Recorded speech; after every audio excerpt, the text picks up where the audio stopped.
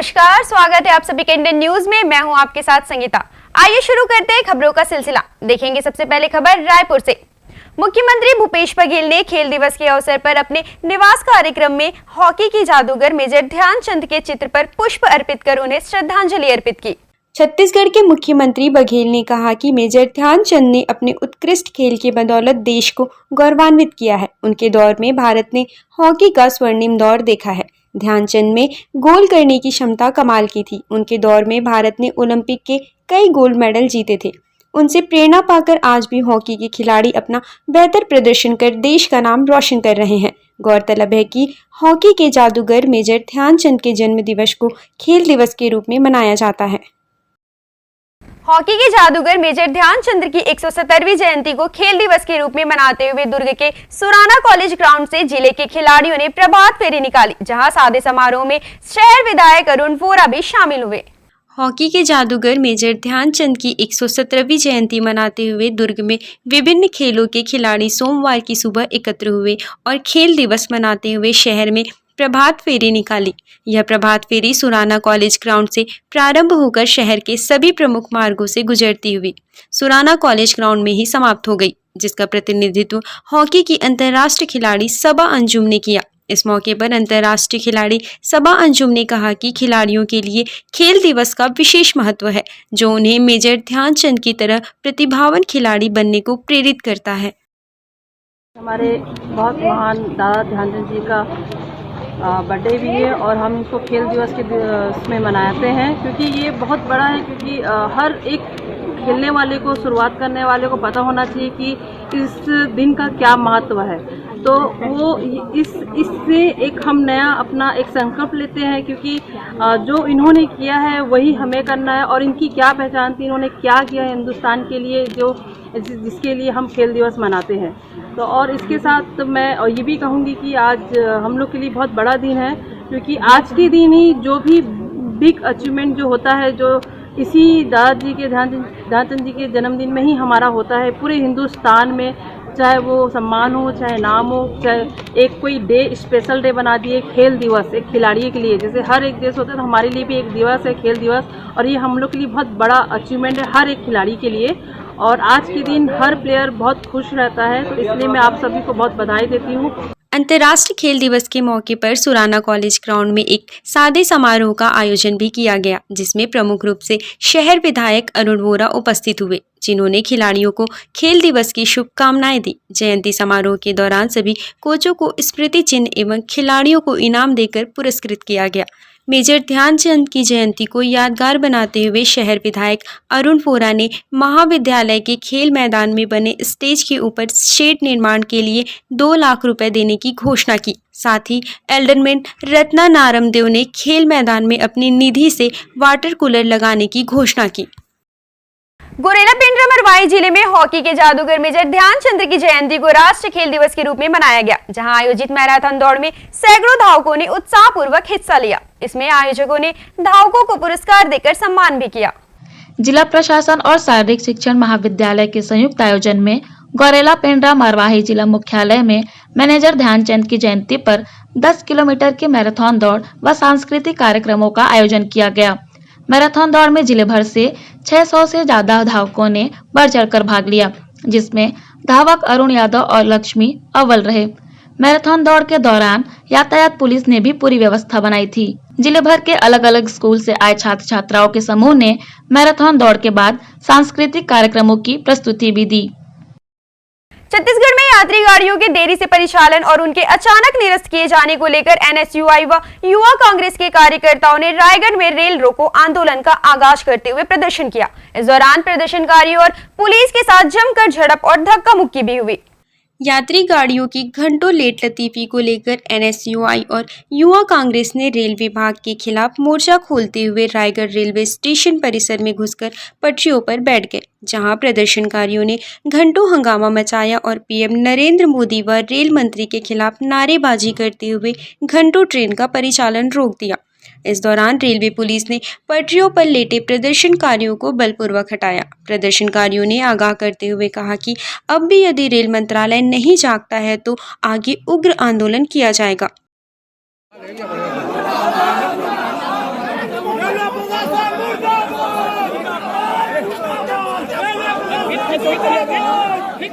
शहरीकरण हो गया है, सिर्फ कोयलाकरण हो रहा है। सुपर फास्ट ट्रेन जिसका किराया हवाई जहाज के बराबर रहता है, 4-4 घंटा लेट चल रही है। आजाद हिंद जैसी ट्रेनें, गीतांजलि जैसी ट्रेनें जो अपने कमिटमेंट के लिए जानी जाती थी, बर्बाद हो चुकी है। 6-6 घंटा लेट चल रही है। जनशताब्दी जो रात के 10 बजे आती थी, सुबह 5 बजे आती है।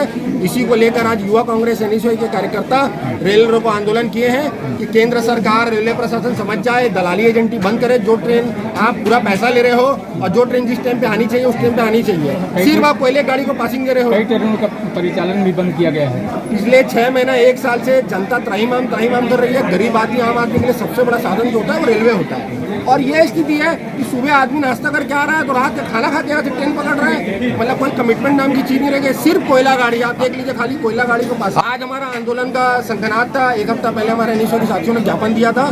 चरणबद्ध तरीके से आंदोलन है और आज हम लोगों ने रेल रोको आंदोलन किया, जो हमारा आंदोलन सफल हुआ। हम लोगों ने आज चेतावनी दे दी है कि 1 सीट बजा के रख दी जाएगी रेलवे की। अगर रेलवे नहीं माना, आम जनता परेशान है, त्रस्त है, आप समझ जाइए। नहीं तो अगर आप जनता के लिए कोतरलिया में रोका जाएगा, किरोड़ीमल में रोका जाएगा, कोई ट्रेन चलने नहीं दी जाएगी। सारे ऑफिसों में ताला लगाया जाएगा और इनको छुट्टी दी जाएगी। जब आपको काम करना नहीं है, ट्रेन टाइम से चलनी नहीं है, आप अपने घर में रहिए। भाई स्टेशन बंद कर दीजिए, ट्रेन बंद कर दीजिए। एनएसयूआई के प्रदेश उपाध्यक्ष राकेश पांडे ने आरोप लगाते हुए कहा कि रेल मंत्री यात्री सुविधाओं को दरकिनार कर केवल कोयले के परिवहन पर विशेष ध्यान दे रहे हैं। रोजाना ट्रेनों के घंटों देरी से चलने के कारण यात्री परेशान हैं। इंडियन न्यूज के लिए रायगढ़ से नरेश शर्मा की रिपोर्ट। अंबिकापुर जिला मुख्यालय में बिल्किस बानो मामले को लेकर शहर के सामाजिक व शैक्षणिक संस्थाओं ने विरोध जताना शुरू कर दिया है, जहां गुजरात सरकार के खिलाफ जमकर नारेबाजी की गई। बिल्किस बानो के अपराधियों को 15 अगस्त के दिन रिहाई करने का मामला अब तूल पकड़ता जा रहा है। इस मामले को लेकर अंबिकापुर के घड़ी चौक में भगत सिंह एकेडमी के लोगों ने विरोध प्रदर्शन करते हुए गुजरात सरकार के खिलाफ जमकर नारेबाजी की। एकेडमी के पदाधिकारियों ने आरोपियों को कड़ी से कड़ी सजा देने की मांग की है। साथ ही दलौर में दलित छात्र की शिक्षक की पिटाई से मौत की भी घोर निंदा की गई। 2 मुद्दे हैं। एक, हम जिंदा हैं, समाज जिंदा है। एक राष्ट्र जिंदा तभी होता है जब उसके राष्ट्रवासी या देशवासी अन्याय के खिलाफ आवाज़ उठाएं। बिल्किस बानो के हत्यारे, उनके बच्चों की जिन्होंने हत्या की, उनकी मां का जिन्होंने रेप किया, बिल्किस बानो प्रेग्नेंट थी, उनका जिनका रेप किया और 14 लोगों की जघन्य हत्या कर दी, उन 11 लोगों की रिहाई सरकार के संरक्षण में, गुजरात सरकार के संरक्षण में हुई और वो भी 15 अगस्त के पावन घड़ी में। तो ये संदेश देश के लिए क्या जाता है? हम इसके विरोध में हैं कि बलात्कारी मर्डरर्स को अगर आप छोड़ दोगे, उनको फूल माला से स्वागत करोगे, तो क्या संदेश जाएगा देश में? अन्याय के लिए, हम न्याय दिलाने के लिए बिल्किस के साथ खड़े हैं आज, और हम चाहते हैं उन हत्यारों को तुरंत से तुरंत कालकोठरी का रास्ता दिखाया जाए और उनको वापस डाल दिया जाए। दूसरी घटना जालोर की है, जहाँ पे एक दलित छात्र को एक उच्च वर्ग के शिक्षक ने पीट कर मार डाला क्योंकि उसने उसके मटके का पानी पिया था। 21वीं सदी में छुआछूत बहुत ही शर्मनाक बात है, जहाँ एक छोटे से बच्चे के साथ अत्याचार होता है, मार दिया जाता है। बालोद जिले के गुंडरदेही विकास खंड के निजी जमीन पर सालों से खुले में पड़े दर्जनों बोर कई बड़ी दुर्घटना को आमंत्रण दे रहे हैं, जिसे लेकर विकास खंड सहित जिला के जिम्मेदार अधिकारी भी बेखबर हैं। आसपास के ग्रामीणों ने खुले में बोर कराकर छोड़ देने वाले जमीन मालिकों पर कार्यवाही करने की गुहार प्रशासन से की है। गुंडरदेही विधानसभा क्षेत्र की ग्राम पंचायत गब्दी, माहूद और डूडिया गांव की सीमा में निजी जमीन पर 20 से अधिक बोर बिना सुरक्षा के खुले पड़े हैं, जो 2 साल पहले दुर्ग के रहने वाले जमीन मालिक ने खुदवाए थे। खुले में पड़े बोरवेल में कैप नहीं लगे हैं और कई बोरवेल के अलग अलग गहरी खाई में पानी भरा हुआ है। ये खुले बोरवेल बड़े हादसे को न्योता दे रहे हैं। ग्रामीणों की माने तो गांव के बच्चे, युवा सहित आम लोग सुबह शाम इस जगह पर टहलते और खेलने के लिए आते हैं। साथ ही मवेशी भी यहाँ चरते रहते हैं। ऐसी स्थिति में यहाँ किसी बड़ी दुर्घटना होने से इनकार नहीं किया जा सकता है। शासन प्रशासन को ऐसे लोगों पर कार्रवाई करनी चाहिए ताकि भविष्य में कोई दूसरा राहुल इस तरह के खुले बोर में ना फंसे। और महो तीनों के बीच में 20-25 टन बोर खुदा है और बोर के केसिंग मन पूरा हिला थे और बोर मन खुला पड़े हैं और बोर ला पटवाना चाहिए भाई। लोग लेकर आते, गरु गाय आते, रास्ता रेंगे या मन द्वार पानी बैठ जाते। रात में गरु गाय खेदे ला था, गरवा का रखवारी चला थे, तो खतरा है। यहाँ पर करीबन 20 से 25 बोर है और पूरा ओपन है, खुला है, सब कुछ ढक्कन नहीं उसमें। यहाँ जानवर भी आते हैं और बच्चे लोग भी आते हैं, तो हो सकता है अंधेरे में आए कहीं गिर जाए या हाथ पैर उसमें स्लिप खा के गिर जाए, ये खतरा है। जी, अभी आपके माध्यम से, मीडिया के माध्यम से इसकी जानकारी मिली है कि गुंडरदेही में कोई एक गांव है जहां पे कुछ बोर खुले हैं। तो इसके संबंध में भी संबंधित एसडीएम से भी जानकारी ली गई। तो जो निजी था वो बोर जो है, तो उस व्यक्ति को बुलाकर उसको बंद करने की कार्रवाई करवाई जा रही है अभी उसको। इतनी ज्यादा तादाद में एक ही स्थान पर बोर खनन के पूर्व न कोई अनुमति ली गई। यहाँ यह सवाल उठ रहा है कि आखिर इतने दिनों तक शासन के नुमाइंदे, पटवारी, तहसीलदार व पंचायत सचिव इसे संज्ञान में क्यों नहीं लिए। लगता है प्रशासन जांगीर चांपा के राहुल के बोर में गिरने जैसी घटना का इंतजार कर रहा है। इंडियन न्यूज के लिए बालोद से किशोर कुमार साहू की रिपोर्ट। इस्पात नगरी भिलाई के पटरी पार कैंप क्षेत्र में डायरिया ने पैर पसार लिया है, जहां एक ही परिवार के 2 बच्चे व माता पिता सहित दर्जन भर से अधिक लोग इससे प्रभावित हुए हैं। उल्टी दस्त से पीड़ित 4 लोगों को सुपेला हॉस्पिटल में भर्ती कराया गया है। साथ ही गंभीर रूप से पीड़ित 4 लोगों को हायर सेंटर रेफर किया गया है। स्वास्थ्य विभाग की टीम घर घर जाकर सर्वे कर दवाई वितरित कर रही है। भिलाई नगर निगम क्षेत्र के अंतर्गत आने वाले वार्ड 34 मिलन चौक और वार्ड 33 संतोषी पारा में डायरिया फैलने से स्वास्थ्य महकमे में हड़कंप मचा हुआ है। सूत्रों से मिली जानकारी के अनुसार इन वार्डों में 13 डायरिया के मरीज मिले हैं, जिनके 8 प्रभावितों को सुपेला व जिला हॉस्पिटल में उपचार के लिए भर्ती कराया गया है। जिला स्वास्थ्य व भिलाई निगम की स्वास्थ्य टीम प्रभावित वार्डों के घरों में जाकर सर्वे कर रही है। स्वास्थ्य विभाग की टीम गंभीरों को बेहतर स्वास्थ्य लाभ के लिए हॉस्पिटल भेज रही है। साथ ही टीम डायरिया से बचाव के लिए दवाइयां भी बांट रही है और वार्ड के लोगों को पानी उबालकर पीने के लिए सलाह दिया जा रहा है। स्वास्थ्य विभाग की टीम ने स्वास्थ्य कार्यकर्ताओं व मितानिनों को भी प्रभावित वार्डों में जाकर निरंतर निगरानी करने के निर्देश दिए हैं। अभी मिलन चौक संतोषी पारा में जो अभी सर्वे किए हैं हमारे स्टाफ के लोग, एएनएम और मितानिन, तो 12 लोग प्रभावित है, जिसमें से 4 ठीक हो गए हैं, 4 सुपेला अस्पताल में हैं, शंकरा हॉस्पिटल में है कुछ 1-2 लोग, और एक आज सवेरे सेक्टर 9 हॉस्पिटल शिफ्ट किए हैं। तो उसी के जांच के हिसाब से आया था, तो बोर और जहाँ पे वॉल है वहाँ पे इन्फेक्शन पाया गया है।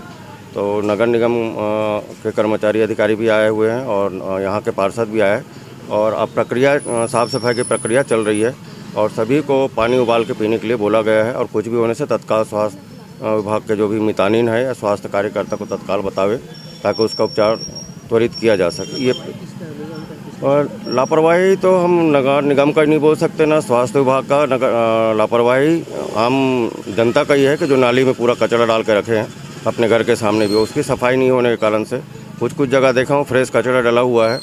और जहाँ पे आप हमारा बयान ले रहे हैं, यहीं साइड पे देखिए पूरा नाली ब्लॉक करके रखे हैं। तो स्वास्थ्य विभाग के द्वारा हमेशा जागरूकता है, हर जगह आईसी के माध्यम से बताया जा रहा है कि उल्टी दस्त होने से या पानी ज़्यादा जमा हो जाने से डेंगू मलेरिया का होता है, केस बहुत ज़्यादा होता है। पूर्व में 2019-20 में भी यहाँ बहुत सारे डेंगू केस निकला था। लास्ट ईयर पीलिया का केस भी इसी एरिया में पाया गया था। तो जब तक आम जनता अपनी घर की स्वच्छता नहीं रखेंगे, तब तक ये प्रक्रिया होती रहेगी। इसमें शासन प्रशासन एक गाइडलाइन दे सकती है, मार्गदर्शन दे सकती है, लेकिन स्वयं को अपनी स्वच्छता का ध्यान रखना जरूरी होगा। अब वक्त हो चला है एक छोटे से ब्रेक का, बने रहिएगा आप इंडियन न्यूज के साथ।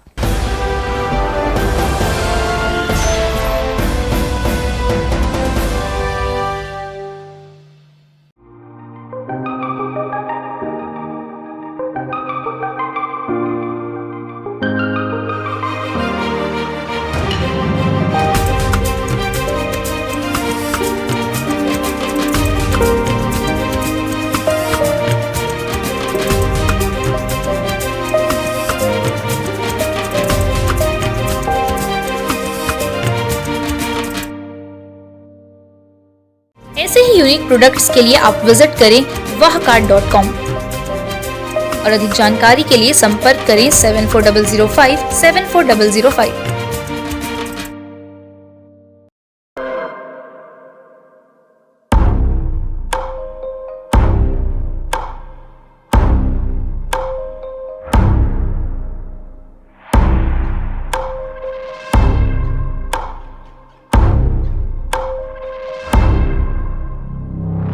प्रशिक्षण जो रोजगार दिलाए। Computer hardware, mobile servicing course, electronical course, electronics course, refrigeration, air conditioning course, छात्रावास की सुविधा। Indu technical institute, T market power house, जिला दुर्ग, छत्तीसगढ़। Mobile number 9827194279, 7415674157। ये है इंदु ब्रॉडकास्टिंग प्राइवेट लिमिटेड और आप देख रहे हैं इंडियन न्यूज, हर पल, हर क्षण, हर सच।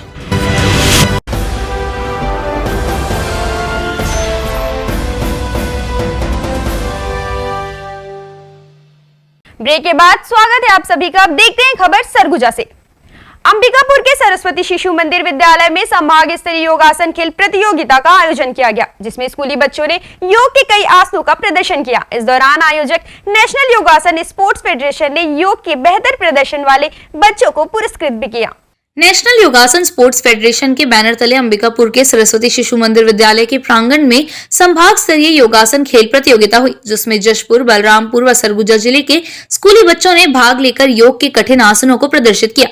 आयोजकों ने योग के विजेताओं को प्रशस्ति प्रमाण पत्र प्रदान कर पुरस्कृत भी किया। फेडरेशन के पदाधिकारियों की माने तो सरकार ने योग को भी खेल की तरह मान्यता दी है, जिसमें बच्चे अपना कैरियर बना सकते हैं। देखिए, मुख्य रूप से अभी भारत सरकार ने योगासनों को खेल के रूप में मान्यता दिया है। पहले अन्य खेलों की भांति योगासना खेल में शामिल नहीं था, लेकिन जब से अंतर्राष्ट्रीय योग दिवस मनाया जा रहा है, तब से योगासना को खेल के रूप में भारत सरकार ने अलग से मान्यता दी है। इसके कारण योगासना से जुड़े हुए जो बच्चे हैं, इनके लिए भविष्य निकल कर आया है। एक सुनहरे भविष्य के लिए बच्चे आगे बढ़ रहे हैं और खेल और युवा मंत्रालय भारत सरकार के द्वारा उनके सहयोग से नेशनल योगासना स्पोर्ट्स फेडरेशन का गठन हुआ है, जो पूरे भारत में कार्यरत है। और उन्हीं के दिशा निर्देश में छत्तीसगढ़ में छत्तीसगढ़ योगासना स्पोर्ट्स के द्वारा हम यहाँ सरगुजा संभाग में संभाग स्तरीय योगासना स्पोर्ट्स कंपटीशन कराने जा रहे हैं। कार्यक्रम नेशनल योगासन स्पोर्ट्स फेडरेशन की तरफ से डिस्ट्रिक्ट लेवल कार्यक्रम था, जिसमें मैं फर्स्ट आया, जिसमें मेरे को पुरस्कार के तरफ से गोल्ड मेडल और सर्टिफिकेट पुरस्कार पाकर मेरे को बहुत अच्छा खुशी महसूस हो रहा है। भविष्य में मैं अंतर्राष्ट्रीय एशिया कप में विजेता मेरा एक सपना है और मैं अंतर्राष्ट्रीय में बस अच्छे से एक योग सिखाना चाहता हूँ, सबसे बड़ा गुरु बनना चाहता हूँ। जी हाँ, योगा कंपटीशन था डिस्ट्रिक्ट लेवल पे, तो मैं फर्स्ट आई हूँ, सेकंड आई हूँ, मुझे सर्टिफिकेट एंड मेडल मिला।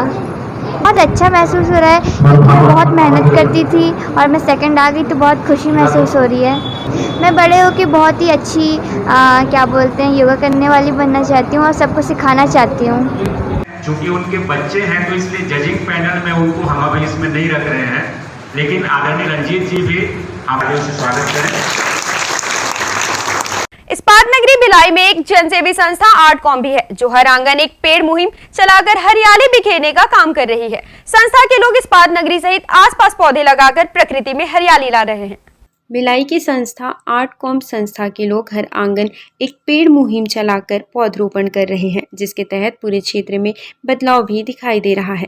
इस बदलाव के कारण अन्य संस्थानें भी आगे आकर क्षेत्र को हरा भरा करने में अपनी भूमिका निभा रहे हैं। संचालक निशु पांडे की माने तो उनकी आर्टकॉम संस्था ने शहर के चारों ओर पौधे लगाने का निर्णय लिया है। इसके तहत आर्टकॉम के लोगों ने नंदिनी थाना परिसर में भी पौधरोपण किया है। इस दौरान टीआई राजेश मिश्रा, एएसआई देश लहरा व कई पुलिस के जवान मौजूद थे। भिलाई नगर निगम क्षेत्र कुरुद वार्ड के गोकुल नगर में निशुल्क पशु स्वास्थ्य एवं थनैला रोग जागरूक शिविर का आयोजन किया गया, जिसमें सैकड़ों की संख्या में पशुपालक और किसान शामिल हुए। शिविर में विशेषज्ञों ने पशुओं के उपचार व रखरखाव के लिए उचित परामर्श भी दिए।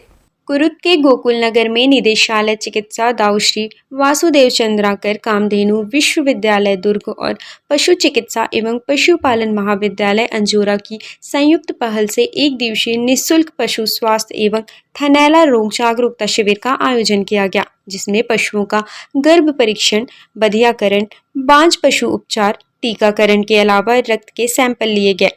शिविर में पशुओं के प्राथमिक उपचार के बाद कृमिनाशक दवा व औषधियों का वितरण किया गया। पशु चिकित्सा विशेषज्ञों ने पशुओं के स्तनों में होने वाले थनैला रोग के रोकथाम के लिए उपाय भी बताए।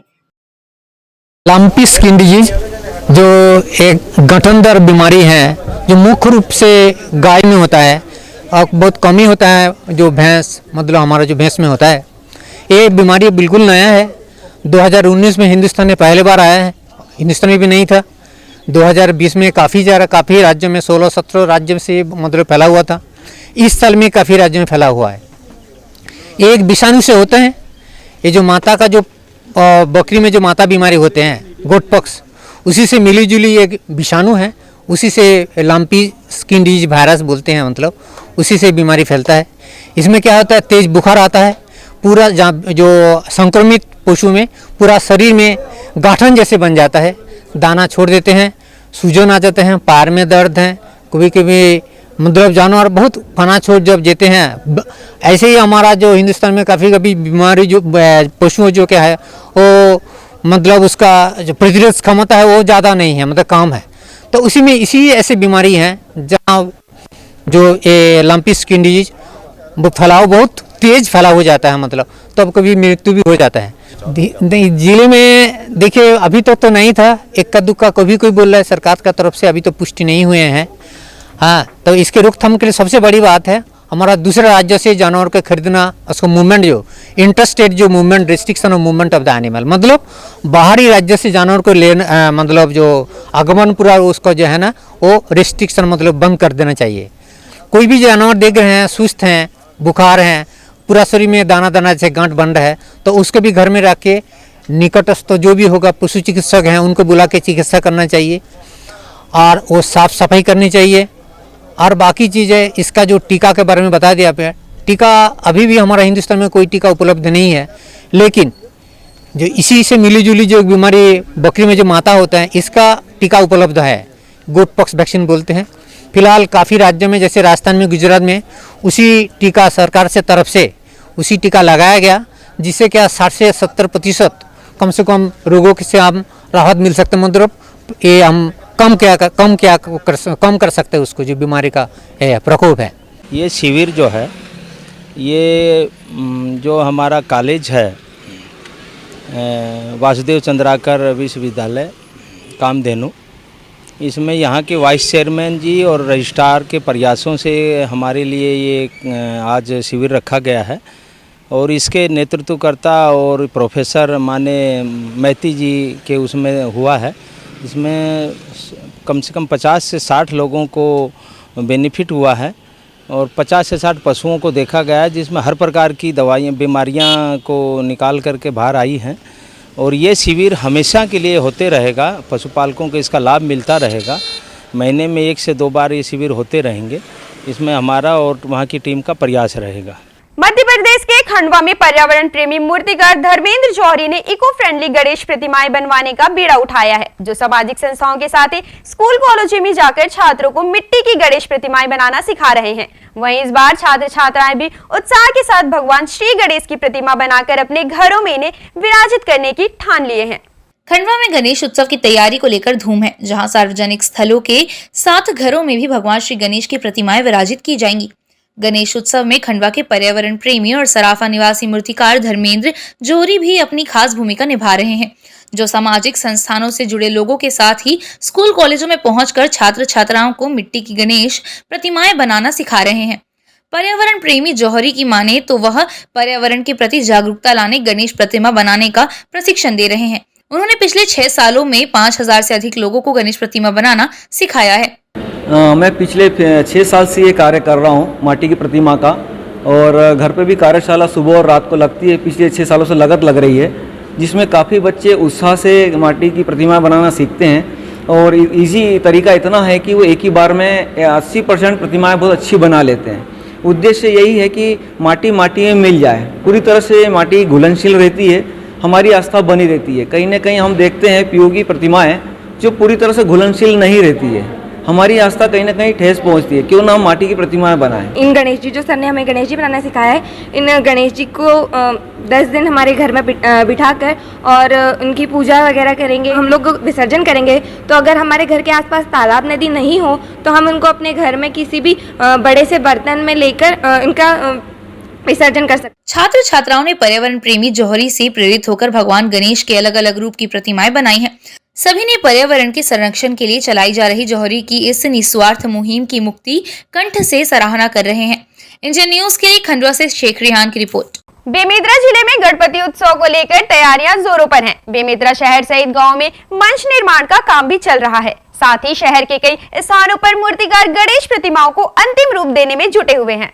गणेश उत्सव को लेकर बेमेतरा अंचल में अभी से उत्साह देखा जा रहा है। सार्वजनिक समितियां भव्य पंडाल बनाने में लगी हुई है। साथ ही कई घरों में भी विघ्नहर्ता भगवान को विराजित करने की तैयारियां चल रही हैं। बेमेतरा के माता भद्रकाली परिसर में कलकत्ता की मूर्तिकार 2.5 दशक और सिग्मा के मूर्तिकार 4 दशक से इस सीजन में आकर गणेश प्रतिमा बना रहे हैं। मूर्तिकारों की माने तो इस बार ज्यादा मूर्तियां बिकने का अनुमान है। उनके पास 100 से लेकर 4000 तक की मूर्तियां उपलब्ध हैं। राजधानी रायपुर सहित राजनांदगांव व पड़ोसी राज्य के गोंदिया में निकलने वाली चलित झांकियों को लेकर दुर्ग में भी झांकी निर्माण का कार्य किया जा रहा है, जिसका इंडियन न्यूज के संवाददाता सुरेंद्र ठाकुर ने जायजा लिया और ग्राफिक आर्ट के कलाकारों द्वारा तैयार की जा रही झांकी की थीम को जानने का प्रयास किया। दुर्गा पूजा हो या गणेश पूजा, चलित झांकियां हर त्योहार में आकर्षण का केंद्र रहती हैं और इस बार गणेश पूजा को लेकर चलित झांकियों को तैयार करने का दौर शुरू हो गया है। मैं आपको बता दूं, रायपुर, राजनांदगांव और गोंदिया तक के ये झांकियाँ वहाँ पहुँचती हैं और अपनी आकर्षक चलित झांकियाँ जो रहती हैं लोगों को आकर्षित करती हैं। इस वक्त हम पहुँचे हैं ग्राफिक्स आर्ट गैलरी में, जहाँ पर आप देख सकते हैं कि यहाँ जो चलित झांकियों को तैयार करने का दौर शुरू हो गया है। यहाँ एक कलाकार उस चलित झांकी में लगने वाली मूर्तियों में आंखें उकेर रहे हैं। इन्हें कैसे तैयार किया जा रहा है और किस तरीके से तैयार किया जा रहा है, क्या बना रहे हैं, इन्हीं से बात करते हैं। महोदय बताएंगे क्या बना रहे हैं आप, क्या और क्या दर्शाना चाह रहे हैं? ये झांकी का काम चल रहा है और इधर देखेंगे, झांकी का काम चल रहा है और यहाँ पे गणपति की झांकी बन रही है राजनांदगांव, रायपुर, गोंदिया ग्राफिक्स आर्ट में। इसके संचालक है भगत सिंह राजपूत, आर्टिस्ट प्रवीण वासनिक। यहाँ पे जो आर्टिस्ट लोग काम कर रहे हैं, श्याम मूवमेंट का ये खाटू श्याम मूर्ति है। ये जैसे मूर्ति देख रहे हो ये बरबरी जी की है। ये रायपुर के स्थल झांकी के लिए जाएगी और बाकी तो पीछे है ही झांकी बन रही है। उसकी मूर्ति एक तो शेषनाग में विष्णु जी है और अपने गरुड़ जी है। इस समय हट के थोड़ी झांकी बन रही है क्योंकि 2 साल से कोरोना के कारण गणपति के विसर्जन नहीं हो पाया। गणपति विसर्जन हुआ लेकिन गणपति का जो झांकी थी वो लोगों ने नहीं निकाला, तो वो क्या गैप होने से इस समय उत्साह ज़्यादा है समितियों का उत्साह यानी इस टाइप का है कि बल्कि झांकियाँ इस समय कम बन रही है। जो पुरानी मूर्तियाँ जो है उसी को लोग रिपेयरिंग कर झांकियाँ बना रहे हैं, लेकिन यहाँ पे जो बन रही हम लोग जो बना रहे हैं वो पूरी न्यू मूर्तियों से बन रही है, यानी पूरा। बोलिए। तो नई मूर्तियों तैयार करके नई चलित झांकियाँ बनाई जा रही हैं, वो आकर्षण का केंद्र रहेंगी। जहाँ आप देख सकते हैं कि एक बड़ा बोर्ड बनाया गया है जो जिन झांकियों के पीछे लगता है, इसमें ढेरों लाइटें लगेंगी और यह एक जगमगाता हुआ, झिलमिलाता हुआ आकर्षण का केंद्र रहेगा। यहाँ कुछ और साथी हैं। आप भाई साहब अपना नाम बताएंगे और किस तरह की जी किस तरह का यहाँ पे आर्ट तैयार किया जा रहा है, क्या थीम लेकर तैयार किया जा रहा है? ये क्या है, वासुकी और गरुड़ की अपन युद्ध दिखा रहा है और एक वराह अवतार बना रहा है। 2 झांकी अपन बना रहा है डबल जीप का, तो उसी की तैयारी चल रही है पूरी। किस तरह का मटेरियल यूज़ करते हैं? मटेरियल क्या है, FRP यूज करते हैं अपन फाइबर का। अब पहले तो कागज वगैरह का बनता था और अब सुविधा आ गया है तो अब फाइबर का अपन बनाते हैं मूर्ति वगैरह, तो उसी का इस्तेमाल करते हैं FRP का। कितना समय लगता है इसमें बनाने में और कहाँ तक अपन जाते हैं?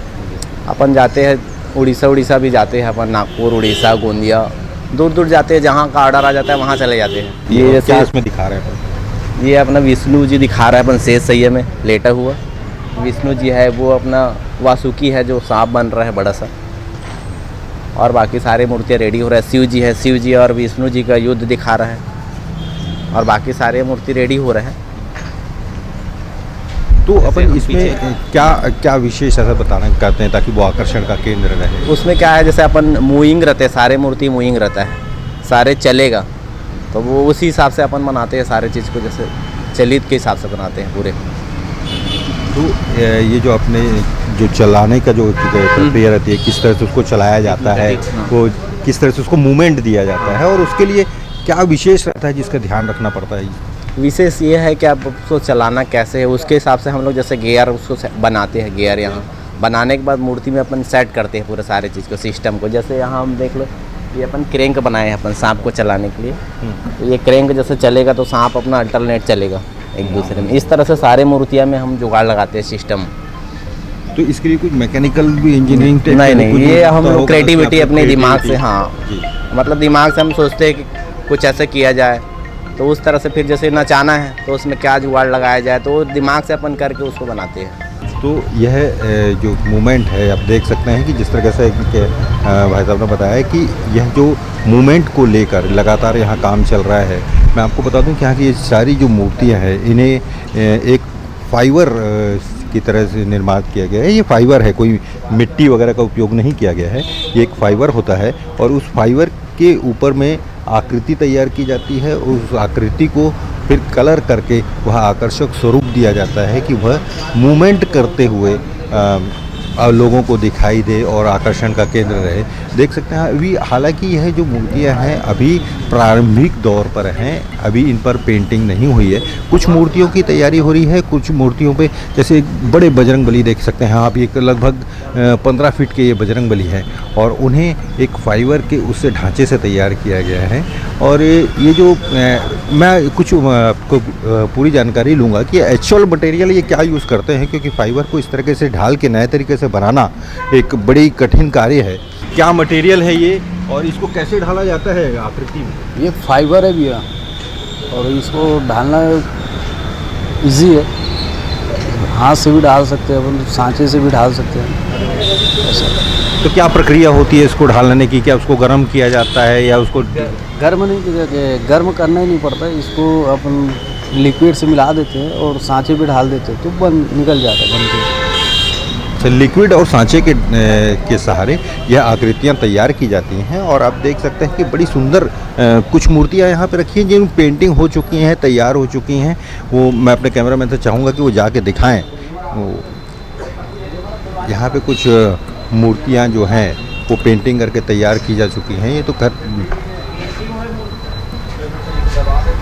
इन्हें राजनांदगांव अभी प्रारंभिक तौर पे जो है उन्हें राजनांदगांव भेजा जाएगा और राजनांदगांव में यह चलित झांकी प्रस्तुत की जाएगी। उसके बाद ये झांकियाँ जो रहेंगी वो रायपुर जाएंगी और रायपुर के में जो भव्य जो गणेश विसर्जन का दौर होता है जिसमें सारे झांकियाँ लगती हैं, लोग तरह तरह अंदाज में विशाल पूरे जोश के साथ जो गणेश समितियाँ विसर्जन करती हैं गणेशों का, उस पर यह चलित झांकी आकर्षण का केंद्र रहेगी।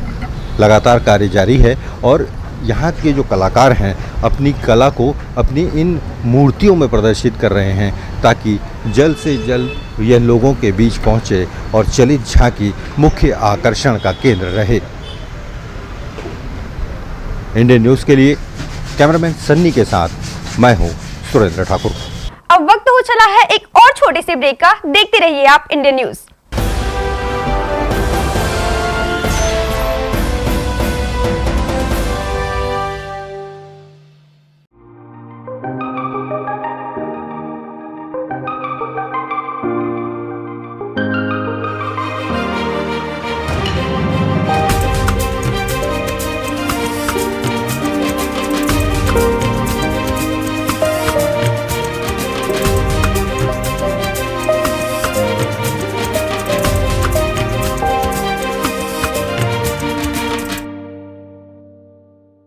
ऐसे ही यूनिक प्रोडक्ट्स के लिए आप विजिट करें wahcard.com और अधिक जानकारी के लिए संपर्क करें 7400574005।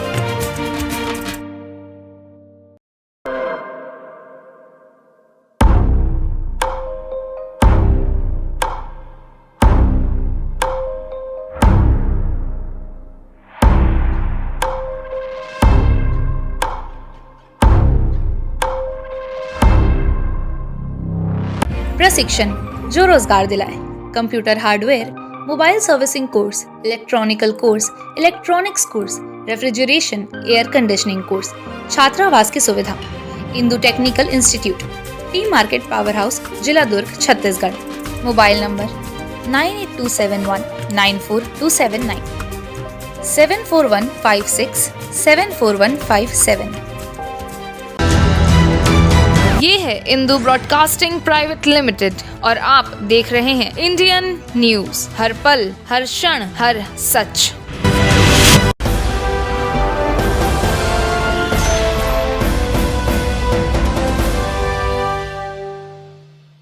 ब्रेक के बाद स्वागत है आप सभी का। देखेंगे खबर भिलाई से। दुर्ग जिले के पुलिस कप्तान ने भिलाई शहर में बाइक पेट्रोलिंग निकालकर आपराधिक तत्वों पर लगाम लगाने अभियान चलाया, जिसमें सैकड़ों पुलिस जवान व अधिकारी शामिल हुए थे। दुर्ग पुलिस की इस मुहिम की सभी ने सराहना की।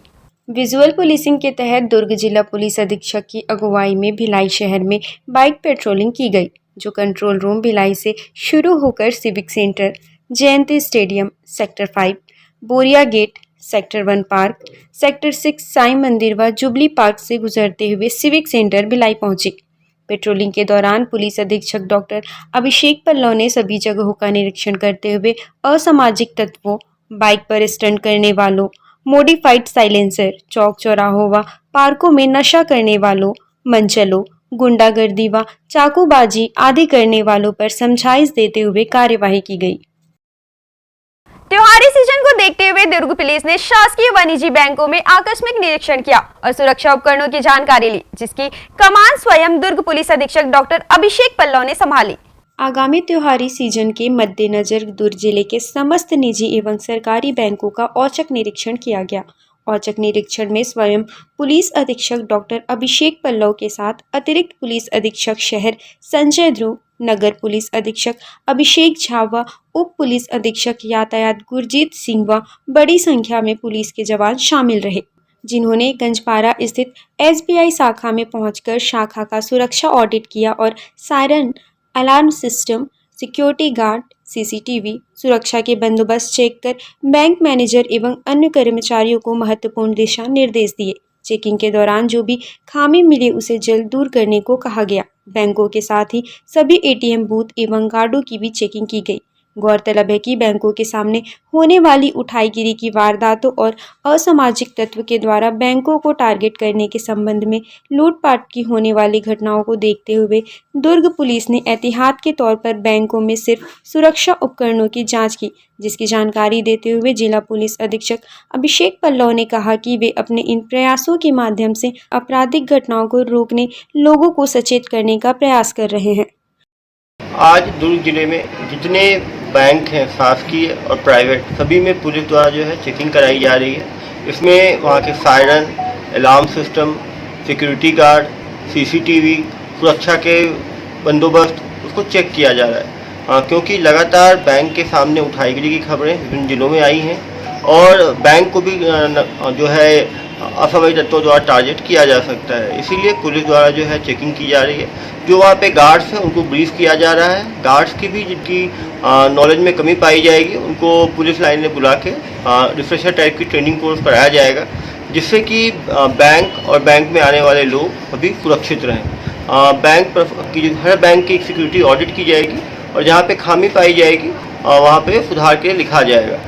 बैंक के अभी SBI बैंक में हम आए थे, यहाँ की सुरक्षा बंदोबस्त काफ़ी अच्छी है और बैंक के अंदर CCTV सब चल रहे हैं, लेकिन बैंक के बाहर भी CCTV लगाने के लिए रिक्वेस्ट किया गया है।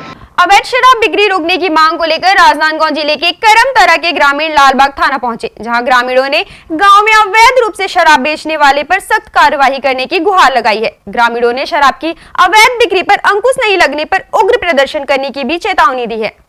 जिला पुलिस प्रशासन जिले भर में अवैध शराब, जुआ, सट्टा और गांजा के खिलाफ अभियान चला रहा है। वहीं राजनांदगांव शहर में महज कुछ ही किलोमीटर की दूरी पर बसे करमतरा गांव में खुलेआम शराब की अवैध बिक्री हो रही है।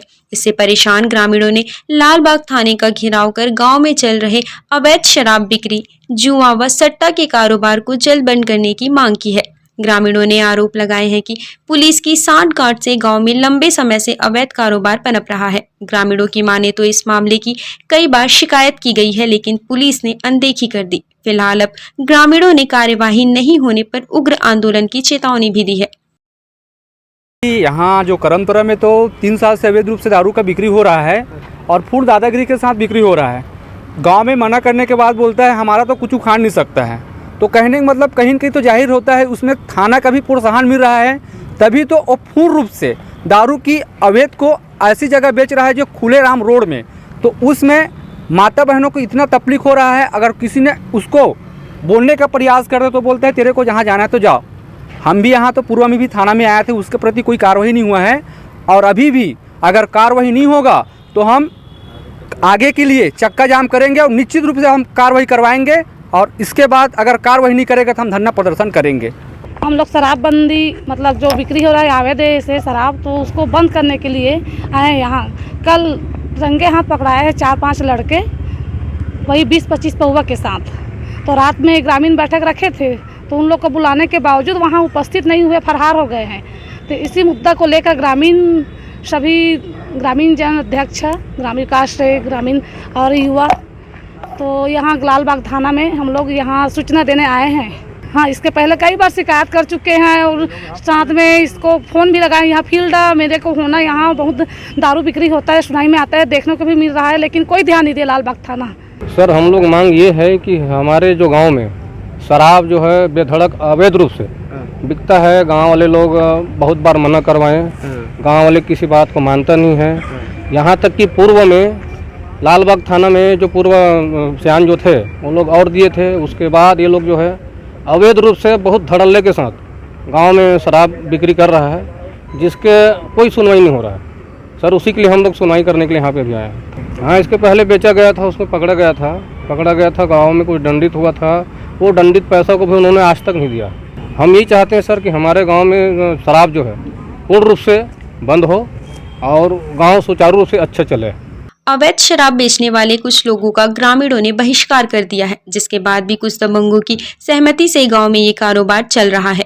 ग्रामीणों की कई बार शिकायत के बाद भी गांव में अवैध शराब जुआ पर अंकुश नहीं लग पाना चिंता का विषय बना हुआ है। अब देखना होगा कि स्थानीय पुलिस अपने कप्तान के निर्देशों का पालन करते हुए कब गाँव में अवैध कारोबार को बंद करवाती है। इंडियन न्यूज के लिए राजनांदगांव से ललित सिंह ठाकुर की रिपोर्ट। बस्तर पुलिस एक बार फिर बड़ी मात्रा में गांजा पकड़ने में कामयाब हुई है। नगरनार पुलिस ने गांजा खपाने ले जा रहे तस्कर को गिरफ्तार कर उसके पास से लाखों का गांजा, मोबाइल और तस्करी के लिए उपयोग में लाए गए 4 पहिया वाहन को भी जब्त कर लिया है।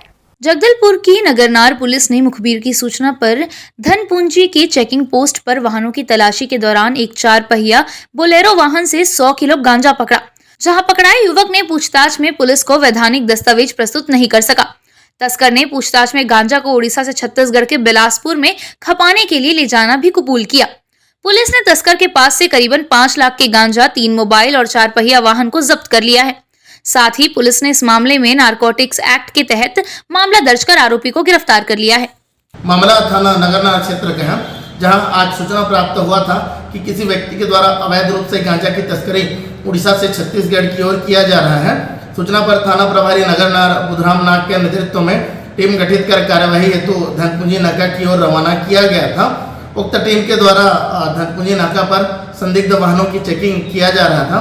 दौरान चेकिंग के एक संदिग्ध वाहन बलेनो को जो है रोककर चेक किया गया, जिसमें इस मामले का संदेही अनिल सूर्यवंशी निवासी बिलासपुर सीपत जो है मिला, जिसके वाहन की तलाशी लेने पर उक्त वाहन में जो है 100 किलोग्राम अवैध मादक पदार्थ गांजा बरामद हुआ, जिसके संबंध में पूछताछ करने पर इसके द्वारा कोई वैधानिक उत्तर प्रस्तुत नहीं किया गया है और उक्त गांजा को जो है उड़ीसा से जो है बिलासपुर सीपत की ओर तस्करी करना स्वीकार किया गया।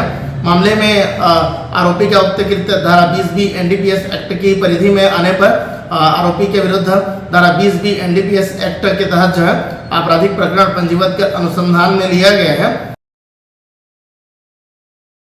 अंबिकापुर शहर के एक ज्वेलरी दुकान में चोरों ने चोरी करने का प्रयास किया, लेकिन यह पूरी घटना आसपास लगे सीसीटीवी कैमरे में कैद हो गई है। पुलिस सीसीटीवी कैमरे की फुटेज खंगालने के बाद आरोपी की पतासाजी में जुट गई है।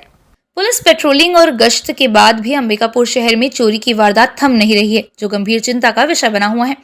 चोरों ने बीती रात गांधीनगर थाना क्षेत्र के साईं मंदिर के पास ज्वेलरी दुकान की शटर तोड़कर चोरी करने का प्रयास किया। चोर दुकान की शटर नहीं तोड़ पाने पर उल्टे पांव भाग खड़े हुए, जो सीसीटीवी कैमरे में कैद हो गया। पुलिस दुकान के मालिक की शिकायत पर चोरों के खिलाफ मामला दर्ज कर सीसीटीवी फुटेज के आधार पर आरोपी की खोजबीन में लगी है। एक दिन मेरे दुकान से एक दिन पहले सामने रोड में दुकान में चोरी के प्रयास किया गया। 4 ताला तोड़े थे और रात में मेरी दुकान में 1 बजे के लगभग आए हैं, ताला तोड़ने का प्रयास किए, फिर नई ताला टूटा तो उसको गड्ढा कर रहे थे, मतलब शटर कबाड़ने के लिए। अब मेरे जस्ट सामने राज ज्वेलर्स है, उनका भी ताला तोड़ा गया है। अब हम लोग थाने के बगल में रहने के बाद भी सुरक्षित महसूस नहीं कर रहे हैं, तो अपने को थोड़ा सा लग रहा है कि थाने के बगल में रहने के बाद लगातार ये दूसरे दिन चोरी का प्रयास। थाना गांधीनगर में दरमियानी रात सूचना प्राप्त हुई थी कि कुछ ज्वेलरी शॉप की दुकानों पे 2-3 जो अलग अलग जगहों पे दुकानें जो बनारस रोड साईं मंदिर के पास स्थित उन दुकानों पर किसी अज्ञात चोरों के द्वारा ताला तोड़कर एवं सेंधमारी करने का प्रयास कर चोरी करने का प्रयास किया गया है, जिस पर थाना गांधीनगर में धारा 457, 380, 511 के तहत अपराध पंजीबद्ध कर विवेचना में लिया गया है। और जहाँ जहाँ पे भी ये घटना हुए हैं वहाँ के सीसीटीवी फुटेज एवं अन्य जो वहाँ पे मौके पे जो चश्मदीद थे जिन्होंने भी देखा उनसे संबंधित पूछताछ की जा रही है और आजू बाजू वाले लोगों से भी इस संबंध में बयान लिए जा रहे हैं। हिंदू आध्यात्मिक एवं सेवा फाउंडेशन छत्तीसगढ़ और पर्यावरण मित्र मंडल ने इस्पात नगरी भिलाई के सेक्टर 10 ग्लोब चौक के पास प्रकृति वंदन कार्यक्रम का आयोजन किया, जहां मंत्रोच्चारण के बीच वृक्षों का पूजन वंदन भी किया गया। हिंदू आध्यात्मिक एवं सेवा फाउंडेशन छत्तीसगढ़ और पर्यावरण मित्र मंडल वर्षों से प्राणवायु देने वाले पीपल, बरगद व नीम के अलावा धार्मिक महत्व के बेल, तुलसी, शमी और पारिजात के पौधे लगाते आ रहे हैं। सैल्यूट तिरंगा संगठन, पर्यावरण मित्र मंडल और महात्मा गांधी अंतर्राष्ट्रीय विचार मंच के कार्यकर्ताओं ने प्रकृति पूजन वंदन दिवस पर प्रदूषण से मुक्ति पाने के लिए हवन पूजन किया। फाउंडेशन के मनोज ठाकरे और पर्यावरण मित्र मंडल के बालूराम वर्मा की माने तो अध्यात्म और प्रकृति का परस्पर गहरा संबंध है, साथ ही प्रकृति से पोषित होकर जीवन खुशहाल होता है। प्रकृति वंदन पूजन में पर्यावरण प्रेमी शामिल हुए। इंडियन न्यूज के बुलेटिन में फिलहाल इतना ही। अब हमें दीजिए इजाजत। नमस्कार।